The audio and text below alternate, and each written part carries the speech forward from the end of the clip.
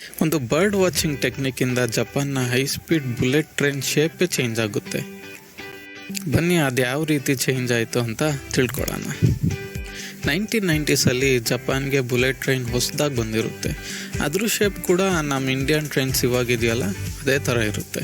ಅದರಿಂದ ಏನು ಪ್ರಾಬ್ಲಮ್ ಆಗ್ತಿತ್ತು ಅಂದರೆ, ಬುಲೆಟ್ ಟ್ರೈನ್ ಸ್ಪೀಡು ತುಂಬ ಜಾಸ್ತಿ ಇರೋದ್ರಿಂದ ಟನಲ್ಸ್ನ ಎಂಟರ್ ಆಗಬೇಕಾದ್ರೆ ಏರ್ನ ಫುಲ್ಲು ಜೋರಾಗಿ ಕಂಪ್ರೆಸ್ ಮಾಡಿ ಆ ಟ್ರೈನು ಆಚೆ ಕಳಿಸ್ತಿತ್ತು. ಅದರಿಂದ ಏನಾಗ್ತಿತ್ತಂದರೆ ಟನಲ್ ಎಕ್ಸಿಟಲ್ಲಿ ಫುಲ್ಲು ಜೋರಾಗಿ ಒಂದು ನಾಯ್ಸ್ ಕ್ರಿಯೇಟ್ ಆಗೋದು, ಒಂದು ಲೌಡ್ ನಾಯ್ಸು, ಢಮ್ ಅಂತ.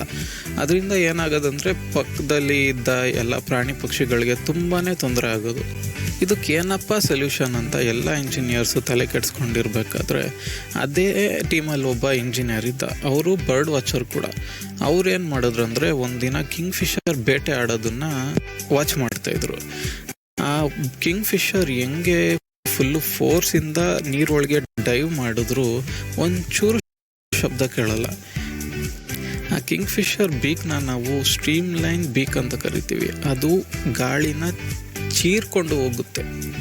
ಅದೇ ಥರ ನಮ್ಮ ಟ್ರೈನ್ಗಳಿಗೂ ಶೇಪ್ ಮಾಡಿದ್ರೆ ಈ ಪ್ರಾಬ್ಲಮ್ನ ಸಾಲ್ವ್ ಮಾಡ್ಬೋದು ಅಂತ ಅಂದ್ಕೊಂಡು ಎಲ್ಲ ಟ್ರೈನ್ಗಳಿಗೂ ಅದೇ ಥರ ಫುಲ್ಲು ಶಾರ್ಪ್ ಆಗಿರೋ ಬೀಕ್ನ ಮಾಡ್ತಾರೆ. ಅದರಿಂದ ಆ ಪ್ರಾಬ್ಲಮ್ಗೆ ಸೊಲ್ಯೂಷನ್ ಸಿಗುತ್ತೆ. ಸೊ ಇವಾಗ ಯಾವ್ಯಾವ ಬುಲೆಟ್ ಟ್ರೈನ್ ನೋಡ್ತೀವೋ ಅದೆಲ್ಲ ಸೇಮ್ ಶೇಪಲ್ಲಿರೋದು.